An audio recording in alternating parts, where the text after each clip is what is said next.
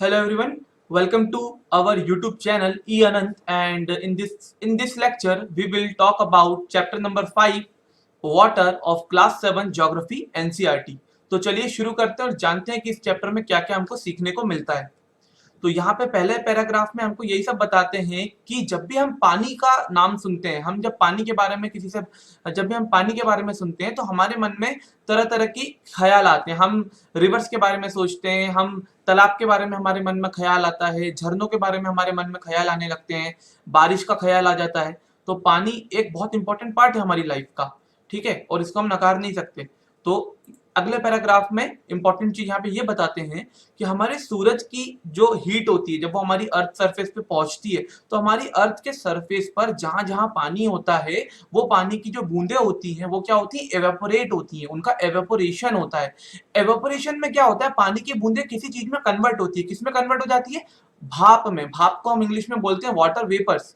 और अब आप जानते हैं जब ये वाटर वेपर हमारे आसपास की एयर में मिल जाएगी और गर्मी पड़ेगी तो हमारी एयर लाइट होगी, और जब हमारी एयर इन वाटर वेपर्स को लेके आसमान में ऊपर की तरफ जाएगी, हमारे वायुमंडल में, हमारे एटमॉस्फेयर में ऊपर की ओर जब जाएगी तो वहां पे उसको थोड़ी सर्दी सर्दी मिलेगी, क्योंकि हम जानते हैं कि जब हम एटमॉस्फेयर में हाइट गेन करते हैं तो टेम्परेचर क्या हो जाता है, रिड्यूस हो जाता है। और फिर क्या होगा, वाटर वेपर क्या हो जाएगी, कूल्स डाउन हो जाएगी, ठीक है, वाटर वेपर हमारी ठंडी हो जाएगी। और जब वाटर वेपर कूल डाउन होती है तो होता है कंडेंसेशन। कंडेंसेशन होने से क्या होगा, वाटर वेपर वहां पे बना लेगी, आसमान के ऊपर क्या बना लेगी, क्लाउड्स का फॉर्मेशन करेगी, बादल बना लेगी। और फिर क्या होगा, वाटर वेपर ने बादल बनाया, अब बादल के बाद वापस से ये जो वाटर वेपर है वापस से पानी की बूंद में कन्वर्ट होगी, और कैसे ना कैसे करके हमारी धरती पर, जहां से ये वाटर वेपर बन के ऊपर गई थी, वापस हमारी धरती पर भी आएगी, क्योंकि वाटर साइकिल को भी हमको कंप्लीट करना है, ठीक है। अब ये या तो पानी के फॉर्म में नीचे गिर सकती है, बारिश होगी और ये धरती पे आ जाएगी, या फिर समंदर में पानी गिर रहा है समझ लीजिए।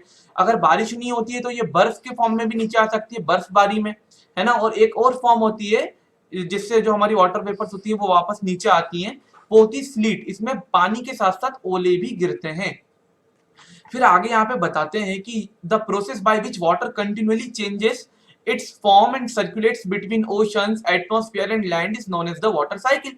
और अभी हमने बात भी करी थी वाटर साइकिल की। एक प्रोसेस होती है जिससे जो हमारी धरती का जो पानी है वो अपनी फॉर्म्स को बदल बदल कर कभी ओशन से ऊपर जा रहा है हमारे एटमॉस्फेयर में, है ना, और कभी हमारे लैंड का जो पानी वो एटमॉस्फेयर तक जा रहा है वाटर वेपर की फॉर्म में। फिर वापस से कंडेंसेशन जब होता है तो वो वाटर वेपर वापस से पानी पानी में कन्वर्ट होकर वापस से ओशन और हमारे लैंड पे बारिश के फॉर्म में गिरती है। इस तरीके से वाटर साइकिल कंप्लीट होती है। यहाँ पे डायग्राम में भी आप देख सकते हैं, इस पिक्चर में आप देखिए, ये हमारी अर्थ पे, ये हमारा पानी वाला हिस्सा है, ये तालाब है, यहाँ से इवेपोरेशन होता है। इवेपोरेशन होता है तो ये वाटर वेपर्स, देखिए ये वाटर वेपर्स यहाँ से ऊपर जा रही है, ऊपर गई ये वाटर वेपर्स। जब ये वाटर वेपर्स जब ऊपर गई तो यहाँ पे इन्हें क्लाउड्स का फॉर्मेशन किया, ये देखिए ये क्लाउड्स का फॉर्मेशन किया।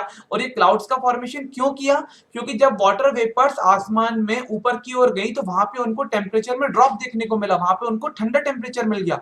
ठंडे टेम्परेचर में क्या होता है, वाटर वेपर्स क्या हो जाती है, कंडेंसेट हो जाती हैं। कंडेंसेशन से हमारे क्लाउड्स का फॉर्मेशन होता है ना। और क्लाउड का फॉर्मेशन होने के बाद जब हमारे जो बादल होते हैं, जब वो वाटर वेपर को अपने अंदर कैप्चर करके नहीं रख पाते हैं तो फिर वहां पे पानी गिरता है। अच्छा, पानी गिरना एक तरह का फॉर्म है प्रेसिपिटेशन का।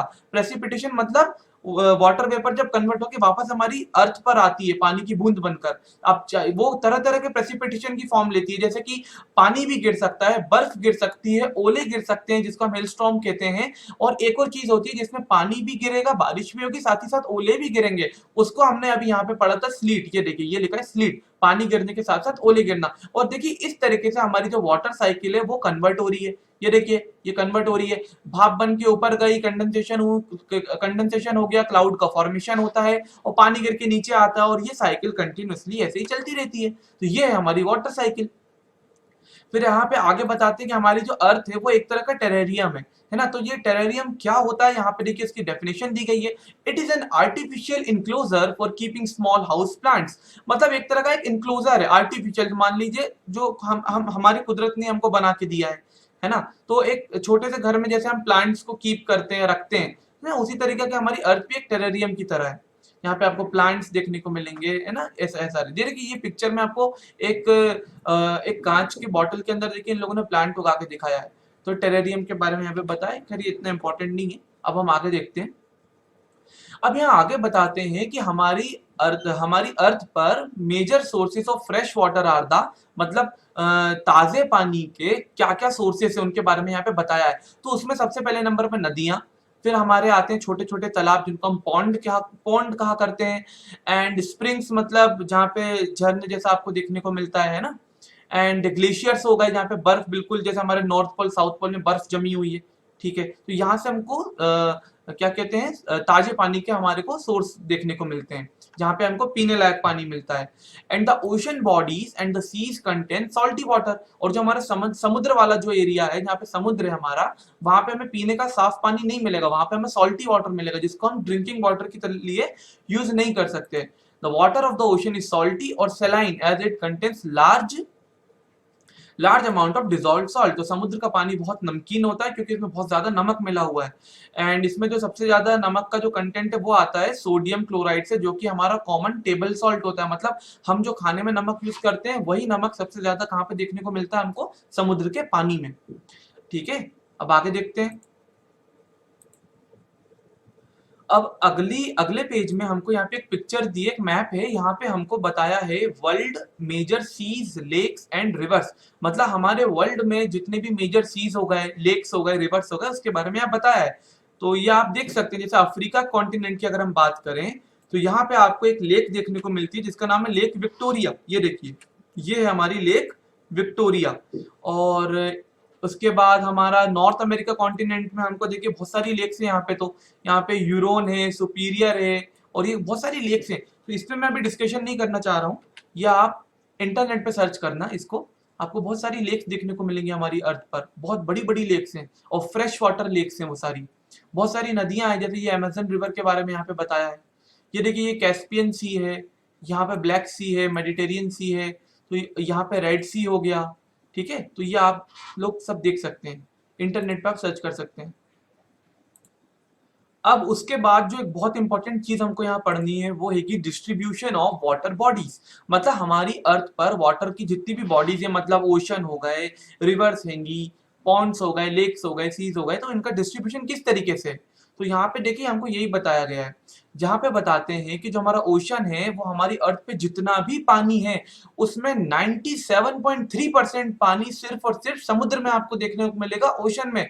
और ये जो पानी है यहाँ पे क्लियरली बता दिया गया है, this is saline water. सेलाइन means ये नमकीन पानी है, खारा पानी है, इसको हम लोग यूज नहीं कर सकते, ना पीने के लिए ना हमारे डेली काम के लिए हम इसको यूज नहीं कर सकते। उसके बाद फ्रेश वाटर सोर्स को हम यहाँ पे बताते हैं, ये देखिए ये हमारे फ्रेश वाटर सोर्स।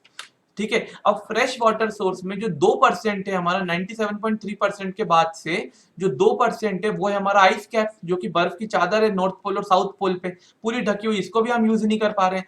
फिर बचता है ग्राउंड वाटर, और ग्राउंड वाटर है हमारा 0.68%। आप खुद सोच सकते हैं कि हमारी अर्थ में 100% पानी में से सिर्फ जमीन के अंदर कितना पीने लायक पानी आपको देखने को मिलेगा, 0.68%। ठीक है, ये ग्राउंड वाटर है हमारा, है ना, ग्राउंड वाटर, इसको हम फ्रेश वाटर भी बोलते हैं। और फ्रेश वाटर लेक्स में आता है आपका 0.009%। मतलब कुल मिलाकर जितना भी फ्रेश वाटर के हमारे सोर्सेस हैं, जिसमें आपको रिवर्स भी हो गई, फ्रेश वाटर लेक्स हो गई, रिवर्स हो गई, ग्राउंड वाटर हो गया, आइस कैप्स हो गई, बहुत कम अमाउंट में है। इसलिए हमारी अर्थ पर पानी की काफी दिक्कत है। हम आप यही सोचते होंगे कि इतना सारा समुद्र में पानी है तो हम क्यों नहीं यूज कर पाते, नहीं कर सकते, हम उसको यूज, सेलाइन वाटर है ना, खारा पानी कैसे यूज करें। फ्रेश वाटर की बड़ी दिक्कत है, आपने देखा भी होगा गर्मी की सीजन में कई जगह सूखा पड़ जाता है, पानी की कितनी दिक्कत होती है। इसलिए एक छोटा सा मैसेज आपको यहाँ पे मैं देता हूँ कि पानी को बचाइए, पानी बहुत इंपॉर्टेंट है हमारी लाइफ के लिए।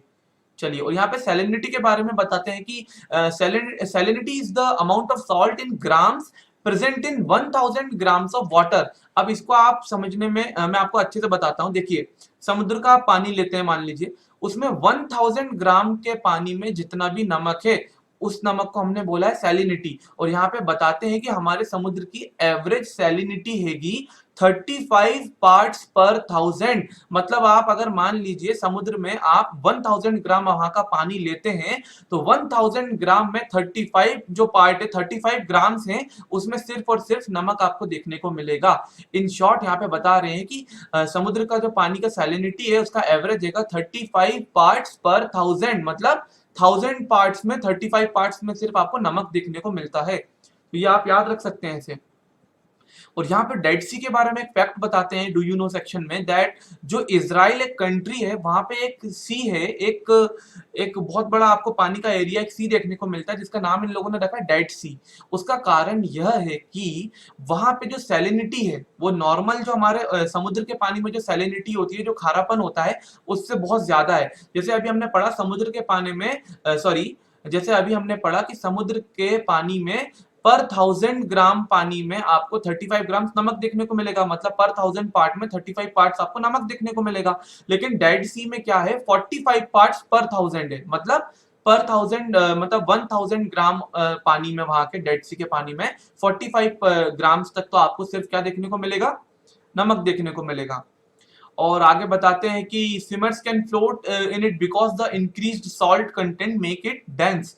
और वहां पे क्या होता है, आप डूब नहीं सकते, मतलब आप अगर डेड सी में जाएंगे और मतलब उसके अंदर इंटर करेंगे, तो आप, अगर आपको तैरना भी नहीं आता तो आप डूबेंगे ही नहीं, क्योंकि वहां पे नमक नमक की क्वांटिटी इतनी ज्यादा है, सैलिनिटी इतनी ज्यादा है कि वो पानी बहुत डेंस हो गया है। और जितना ज्यादा डेंस होता है पानी, उतना ज्यादा आपको आसान होता है तैरने में। अब इतना डेंस है वहां पे पानी कि आप बस वहां पे लेटे रह सकते हैं आराम से पानी के सरफेस पे, आप डूबेंगे नहीं। ठीक है, तो ये डेड सी के बारे में एक छोटा सा फैक्ट यहाँ पे दिया है। अब आगे बढ़ते हैं। और फिर यहाँ पे बताया गया कि हमारा जो पानी है वो हमारे सर्वाइवल के लिए बहुत इंपॉर्टेंट है। और पानी अकेला ही नहीं, वाटर अलोन कैन, सॉरी, मतलब जो पानी अकेला ही क्या कर सकता है, हमारी प्यास को बुझा सकता है जब हमको प्यास लगती है। Now don't you think that we are wasting a precious resource when we use water carelessly. बिल्कुल सही बात है, क्लियर हमारी बुक हमको कह रही है कि कई बार हम इतने इंपॉर्टेंट चीज को हमारी धरती पर क्या करते हैं, केयरलेसली यूज करते हैं, फालतू पानी को वेस्ट करते हैं। ठीक है, पानी बहुत इंपॉर्टेंट है। और यहाँ पे आगे फिर बताते हैं ओशन सर्कुलेशन की। अब हम ओशन के बारे में बातचीत करेंगे। उसके पहले डू यू नो सेक्शन में फैक्ट दिया है कि 22 मार्च every year water world water day is celebrated.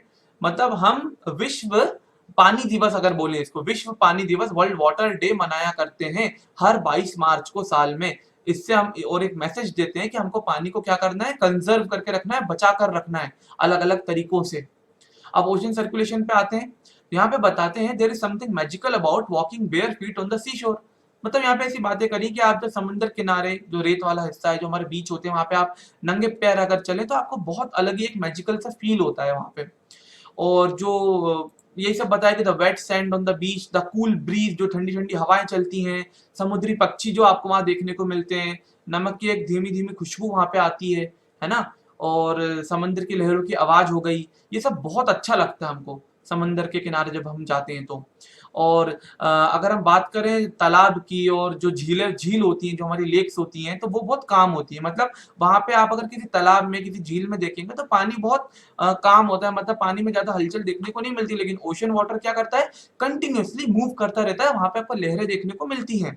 और ये जो ओशन का जो पानी होता है, ये बिल्कुल स्टिल नहीं होता है, ये कभी भी स्टिल नहीं होता है, ये कंटिन्यूअसली क्या होगा, आपको इसमें लहरें दिखती रहेंगी, चेंजेस इसमें देखने को मिलेंगे। And the movement that occur in ocean can be broadly categorised as waves, tides and currents. और हमारे ओशन का ये जो मूवमेंट है ना, ये 3 तरीके का है। आपको वेव्स देखने को मिलेंगे, लहरें, आपको टाइड्स देखने को मिलेगी, और आपको करंट्स देखने को मिलेंगी। अब इन तीनों के बारे में इस चैप्टर में हमको आगे पढ़ना है। ओशन सर्कुलेशन में 3 चीजें, वेव, टाइड्स एंड करंट्स। अब आगे बढ़ते हैं। ये जो पिक्चर है ये पैसिफिक ओशन की है। हमारा पैसिफिक ओशन जो सबसे गहरा ओशन है हमारी अर्थ पर, डीपेस्ट ओशन, है ना, तो ये हमारा पैसिफिक ओशन है। अब हम लोग पढ़ेंगे वेव्स के बारे में। और यहाँ पे डू यू नो सेक्शन में बताते हैं कि जो वेव्स होती है बनती कैसे हैं। तो waves are formed when gentle wind scrape across the ocean surface. मतलब जब धीरे धीरे जो हवाएं फ्लो करती हैं ओशन के सरफेस पे, पानी की सतह पे, समंदर वाले एरिया में, तो वो क्या करती हैं, पानी से जब हवाएं टकराती हैं तो वहां पे फॉर्मेशन होता है वेव्स का, लहरों का। या आपको पिक्चर में भी दिखाया, आपने कई बार ऐसा मूवीज में देखा होगा, इस तरीके की कुछ लहरें आपको उठती हुई दिखाई देती हैं। ठीक है, और यहाँ पे फिर आप वेव्स के बारे में और यहाँ पे ये भी बताते हैं कि ये जो वेव्स होती हैं कई बार इतनी स्ट्रांग होती हैं, जो अगर अगर हवा बहुत तेज होगी तो वेव्स भी क्या होंगी, बहुत स्ट्रांग होगी, बहुत बड़ी बनेगी। तो आगे आप यहाँ पे पढ़ते हैं तो वेव्स के बारे में छोटी सी डेफिनेशन है। When the water on the surface of the ocean rises and falls alternately, they are called waves। मतलब हमारे ओशन में पानी राइज करता है और वापस से डाउन हो जाता है, राइज और डाउन, राइज और डाउन, तो ये लहरों का फॉर्मेशन करता है, वेव्स का फॉर्मेशन करता है। और यहाँ पे बताते हैं कि जब तूफान आता है, during a storm the winds blowing at very high speed form huge waves.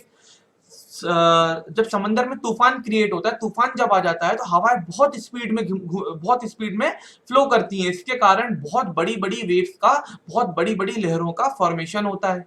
ठीक है, वेव्स बहुत हाइट गेन कर लेती है, फिर नीचे गिरती है, बहुत हाइट हाइट गेन, वो जो हाइट होती है उनकी बहुत ज्यादा हो जाती है ड्यूरिंग अ स्टॉर्म। और यहाँ पे बताते हैं कि जब अर्थक्वेक आ जाता है या फिर जब कोई भूकंप आता है, जब कोई वॉल्केनिक एरप्शन होता है, मतलब जब कोई ज्वालामुखी फटता है, या फिर पानी के अंदर का जो हमारा जमीन का जो हिस्सा होता है वहां पे लैंडस्लाइड हो जाती है, इसके कारण large amount of ocean water क्या होता है, शिफ्ट होता है ना, ओशन वाटर क्या होता है, शिफ्ट होने लगता है। और as a result a huge tidal wave called tsunami that may be as high as 15 metre is formed. और इसके कारण एक बहुत बड़ी वेव का जनरेशन होता है जिसको पर्टिकुलरली हमने बोला है टाइडल वेव, और इसको हम बोलते हैं सुनामी। और ये कितनी हाइट गेन कर लेता है, 15 मीटर तक की हाइट गेन कर लेता है। लहरें तो आपने जो वेव्स नॉर्मल होती है वो इतनी ऊंची नहीं होती, लेकिन सुनामी के समय में नॉर्मल वेव की हाइट भी क्या हो जाती है, 15 मीटर, और 15 मीटर काफी ऊंची हाइट होती है ना। And the largest tsunami even measured was 150 metre high. और सबसे बड़ी जो सुनामी में जो वेव्स उठी हैं वो 150 मीटर हाई थी। और these waves travel at a speed of more than 700 kilometre per hour, 700 kilometre प्रति घंटे की रफ्तार से इन वेव्स ने, इन सुनामी की इन लहरों ने क्या किया, ट्रेवल करना शुरू किया, ऐसा बताते हैं। एंड द सुनामी ऑफ 2004 जो आई थी, जो 2004 में जो सुनामी आई थी, इसने बहुत ज्यादा डैमेज किया था भारत के कोस्टल एरियाज में, समुद्र के किनारे वाले शहरों में। एंड हमारे इंडिया में एक पॉइंट है अंडमान निकोबार में जिसका नाम है इंदिरा पॉइंट, जो हमारे इंडिया का सबसे सदर्न मोस्ट पॉइंट है, ये कंप्लीटली पानी में डूब गया था 2004 की सुनामी में। तो आप खुद ही सोच सकते हैं कितना खतरनाक ये सिचुएशन क्रिएट हुई होगी। एंड यहाँ पे सुनामी की डेफिनेशन बताते हैं कि tsunami is a Japanese word, एक जापान का एक वर्ड है दैट मींस हार्बर वेव्स। तो हार्बर का मतलब होता है बंदरगाह। बंदरगाह क्या होता है, बंदरगाह मतलब समुद्र के किनारे जब जमीन वाला हिस्सा जहाँ शुरू होता है तो कई बार वहां पे हम बंदरगाह बना देते हैं जहाँ पे सारे जहाज वगैरह आते हैं और वहां पे खड़े हो जाते हैं। वहां पे बहुत सारी बोट्स वगैरह खड़ी हुई रहती हैं, ठीक है, पानी के सरफेस पे ही उनको वहां पे मतलब एक पूरा, जैसे हमने ऑटो रिक्शा का एक स्टैंड आपने देखा होगा शहरों में, उसी तरीके से जहाजों का भी एक पूरा एरिया डिसाइडेड हो जाता है कि ये हार्बर है समुद्र के किनारे, यहाँ पे सारे जहाज आपको देखने को मिलेंगे। वहां पे लोडिंग अनलोडिंग होती है, जो भी हम सप्लाई करते हैं एक कंट्री से दूसरी कंट्री, है ना, जो हम पानी के रास्ते जहाज में सामान भर के जो सप्लाई करी जाती है, इंपोर्ट एक्सपोर्ट किया जाता है, वो सब हार्बर से ही होता है। तो यहाँ पे वही बताया कि सुनामी का जो मतलब है वो है हार्बर वेव्स, मतलब बंदरगाह पे जो वेव्स आती है ना बहुत तेज में।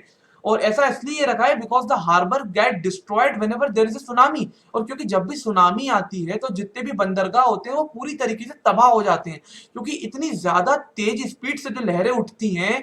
यहाँ पे हाइट भी बताइए, एक जो सबसे मैक्सिमम हाइट अभी तक नोटिस करी है वो है 150 मीटर हाई। तो आप खुद सोचिए 150 मीटर ऊंची वेव जब आके बंदरगाह पे टकराएगी तो वहां पे खड़े जितनी भी नाव हो गई, जहाज हो गए, आसपास जो भी लोग रहते हैं, उनके जो घर हैं, वो सब तो तबाह हो जाएंगे। इसलिए इसका नाम जापान की लैंग्वेज में रखा गया है सुनामी, जिसका मतलब होता है हार्बर वेव्स, वो लहरें जो हार्बर तक आ जाती हैं और हार्बर को तबाह कर देती हैं।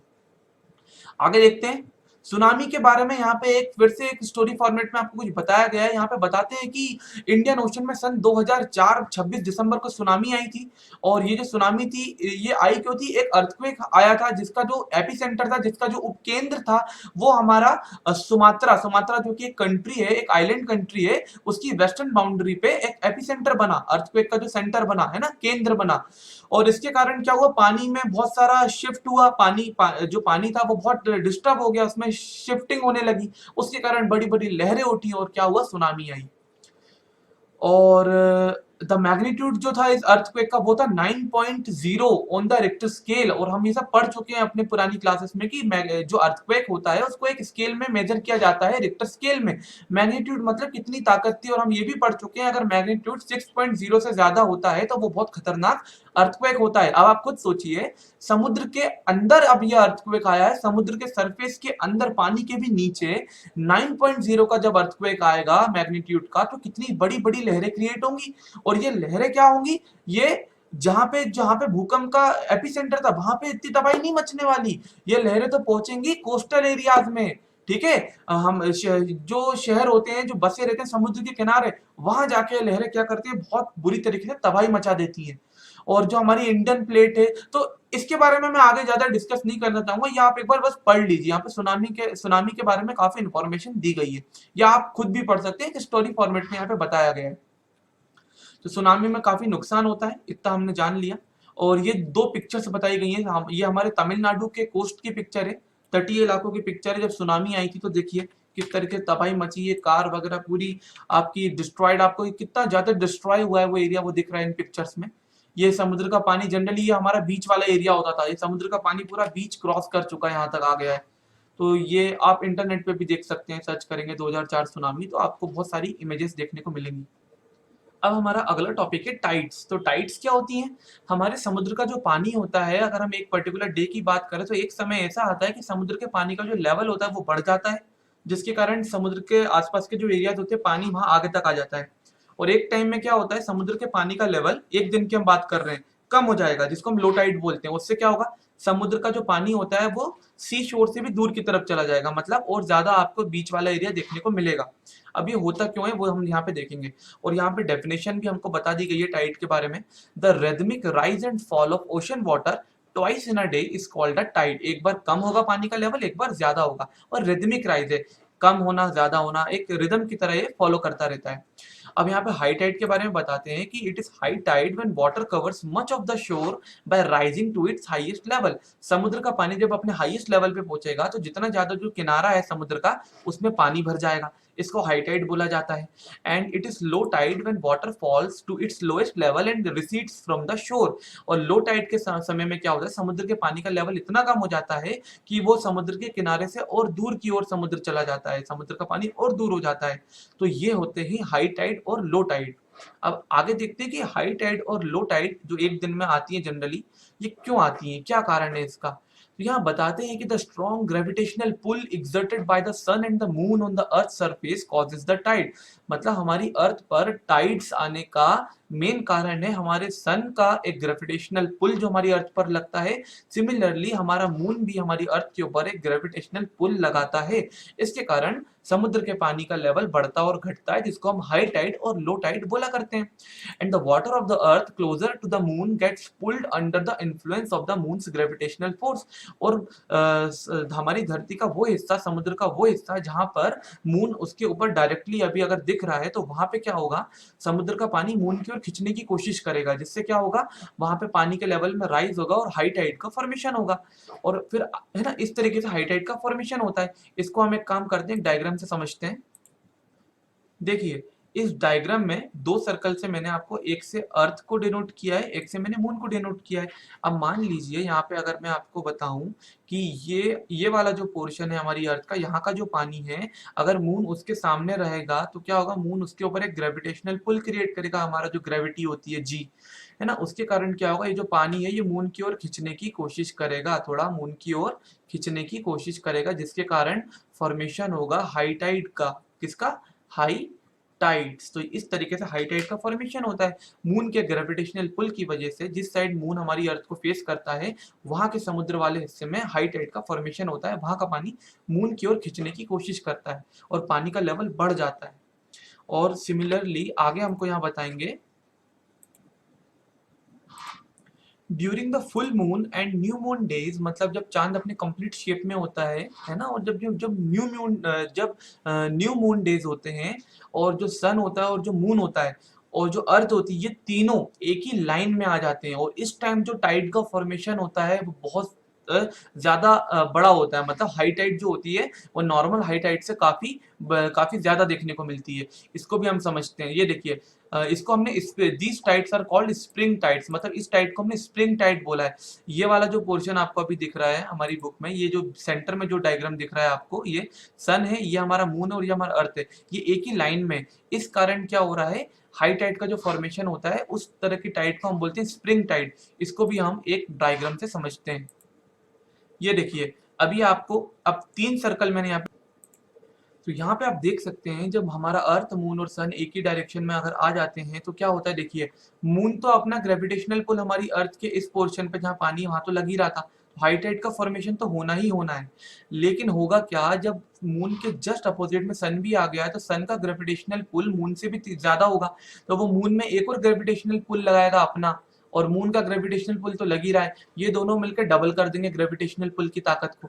अब ये जो पानी जब इतना खिंच रहा था तो वो अब और ज्यादा खींचने की कोशिश करेगा मून की तरफ, इसके कारण जो हाई टाइड का फॉर्मेशन होता है वो और ज्यादा नॉर्मल हाई टाइड से भी और ज्यादा पावरफुल होता है, और इस तरह की हाई टाइड्स को हम लोग बोलते हैं spring tides. Spring tide, spring tides, ठीक है। अब तीसरी तरह की टाइड्स को देख लेते हैं। फिर आगे हमको यहाँ पे बताया है, स्प्रिंग टाइड हमने समझ ली, but when the moon is in its first and last quarter the ocean water gets drawn in diagonally opposite direction by the gravitational pull of sun and earth resulting in low tides and these tides are called neap tides. इसको मैं आपको बहुत अच्छे से समझा देता हूँ, देखिए आप ध्यान से इस डायग्राम में देखना। देखिए अभी क्या हो रहा है, जो हमारा मून है वो इस तरफ से अर्थ पे ग्रेविटेशनल पुल अपना लगा ही रहा है, ये पानी तो मतलब यहाँ से खींचना ही है, लेकिन होता क्या है, हमारा सन क्या करेगा, वो अपना ग्रेविटेशनल पुल इस तरफ से भी लगा रहा है। होगा क्या, सन का ग्रेविटेशनल पुल पुल मून के ग्रेविटेशनल पुल से ज्यादा है, तो क्या होगा, मून के ग्रेविटेशनल पुल की जो पावर होगी वो क्या हो जाएगी, रिड्यूस हो जाएगी, और जब पावर रिड्यूस हो जाएगी तो हाई टाइड का फॉर्मेशन तो मुश्किल है।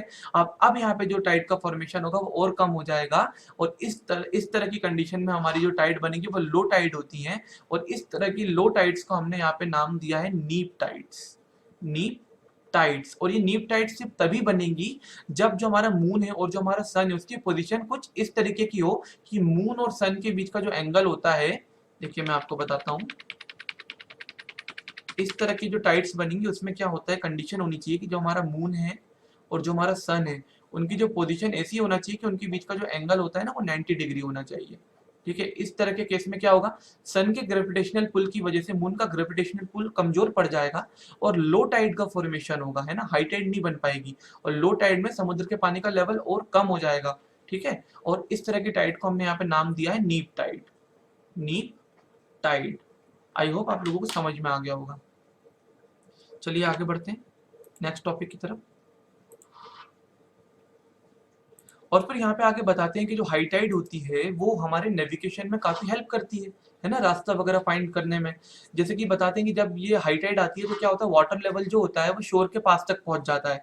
इससे क्या होता है, जो शिप्स होती हैं वो हार्बर तक इजीली पहुंच जाती है, मतलब उनको हार्बर जल्दी दिख जाता है, मतलब जो बंदरगाह है वहां तक पहुंचने में आसानी होती है हाई टाइड के समय में। एंड हाई टाइड के समय में जो फिशिंग करी जाती है वो भी काफी अच्छी फिशिंग हो जाती है, क्योंकि इसमें क्या होता है, जितनी भी जो फिशेस होती है हमारे ओशन में वो क्या करेंगी, वो एक सेकेंड, जो फिशेस होती हैं वो क्या होती हैं, हमारे शोर के करीब आ जाती हैं, मतलब समुद्र के किनारों के पास आके तैरने लगती हैं। And this enables fisherman to get a plentiful catch, और जो मछुआरे होते हैं उनको अच्छी खासी मछली पकड़ने को मिलती है हाई टाइड के टाइम पे। And the rise and fall of water due to tide is being used to generate electricity in some places, और कई बार तो क्या होता है, हाई टाइड और लो टाइड की हेल्प से बिजली का फॉर्मेशन भी होता है ना। ये चीज हम आगे साइंस के लेक्चर्स में पढ़ेंगे, आगे की क्लासेस में, जिसको हम लोग बोलते हैं electricity production with the help of tidal waves. अब हम लोग पढ़ेंगे ओशन करंट्स के बारे में। हमारी समुद्र में ना, जैसे हमारी जो हवा होती है, जैसे में हमने पढ़ा था लास्ट चैप्टर में कि विंड भी कई अलग अलग डायरेक्शन में फ्लो करती है। जैसे ईस्ट से बहने वाली विंड को हमने नाम दिया ईस्टर्लीज, वेस्ट से आने वाली विंड को हमने नाम दिया वेस्टर्लीज, है ना। ऐसी पानी भी क्या, हमारे जो समुद्र, जो हमारा जो पूरा समुद्र है उसमें भी अंदर की ओर क्या होती है, पानी की कुछ धाराएं होती हैं, और ये एक फिक्स डायरेक्शन में ही बहा करती हैं, है ना। Ocean current are streams of water flowing constantly on the ocean surface in definite direction. जिस तरीके से हमारी हवा बहती है तो पानी की धाराएं भी कुछ फिक्स डायरेक्शन में फ्लो करती हैं। एंड द ओशन करंट में भी वार्म और कोल्ड, और ये जो पानी की धारा होती है गर्म भी हो सकती हैं और ठंडी भी हो सकती हैं।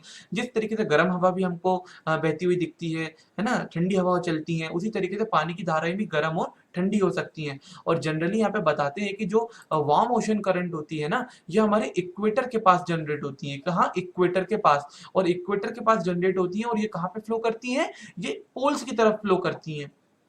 इक्वेटर के पास शायद हम ऐसा भी मान सकते हैं, क्योंकि हम जानते हैं जो हमारा सूरज है वो इक्वेटर पे बिल्कुल ऊपर होता है, तो काफी गर्मी होती है। अब जो गर्मी होगी तो जो समुद्र का पानी है वो भी गर्म हो जाएगा। अब यहाँ पे जो स्ट्रीम, यहाँ पे जो करंट्स का फॉर्मेशन होगा ओशन करंट का, वो गर्म पानी का होगा, है ना, और ये पोल्स की तरफ फ्लो करेंगी। और जो कोल्ड करंट होती हैं वो क्या करती हैं, पोल पोल के पास जनरेट होती है, क्योंकि वहां पे टेम्परेचर कम होता है, तो वहां पे जो पानी का जो टेम्परेचर कम होगा और वहां पे जो धाराएं बहती हैं वो कोल्ड करंट होती हैं। और ये पोलर रीजन से जो कि हायर लेटीट्यूड पे होता है, जैसे हमारा जो पोल से वो 90 डिग्री पे, 90 डिग्री ऊपर इक्वेटर के और 90 डिग्री नीचे साउथ में, 90 डिग्री नॉर्थ में ऊपर की ओर, है ना। और ये जो फ्लो करते हैं ये हमारे इक्वेटर की तरफ फ्लो करने की कोशिश करते हैं।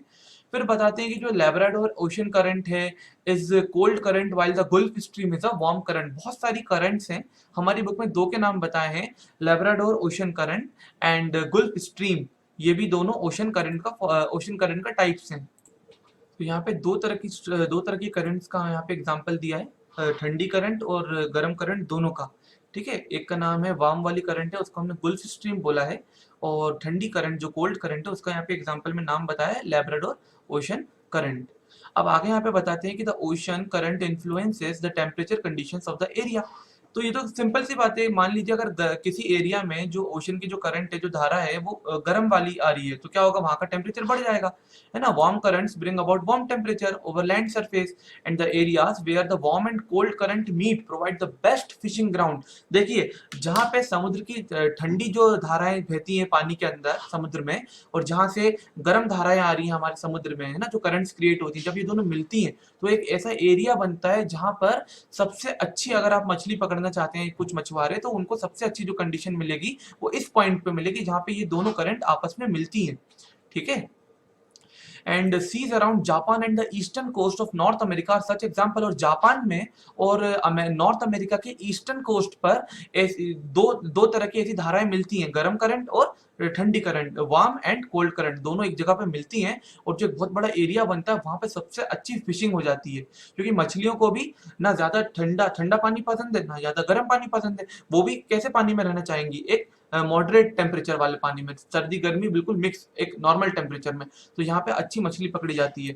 And the areas where a warm and cold current meet also experience foggy weather making it difficult for navigation. लेकिन आप भी जानते हैं जब हम ठंडे पानी और गर्म पानी को मिलाते हैं तो आपको पता है ना, फॉग क्रिएट होता है ना, धुंध क्रिएट होती है। तो इस तरीके से क्या होगा, इन इन एरियाज में नेविगेशन बहुत डिफिकल्ट हो जाएगा, आपको दूर की चीज ही नहीं दिखेंगी, तो मछुआरों को काफी दिक्कतों का सामना भी करना पड़ता है मछली पकड़ने के लिए। अब इस डायग्राम में बहुत सारी करंट्स आपको दिखाई गई हैं जो कि अभी इस क्लास के अकॉर्डिंग हमको नहीं समझनी है। ये तरह तरह की करंट्स हैं, इनको आप इस डायग्राम से समझ सकते हैं। हमने बात करी थी लेब्राडोर करंट की, तो देखिए ये जो करंट आ रही है यहाँ पे हमको शो किया गया है लेब्राडोर करंट, और हमने यहाँ पे सारी करंट के बारे में इंफॉर्मेशन दी गई है जितनी भी हमारे ग्लोब पे हमको देखने को मिलती है। तो आई होप आप लोगों को लेक्चर समझ में आया होगा। अगर समझ में आया है तो लेक्चर को लाइक करिए, सब्सक्राइब कीजिए, शेयर करिए अपने फ्रेंड्स के बीच में, और मिलते हैं अगले लेक्चर में अगले चैप्टर के साथ। तब तक के लिए take care and subscribe E Anant. Thank you very much.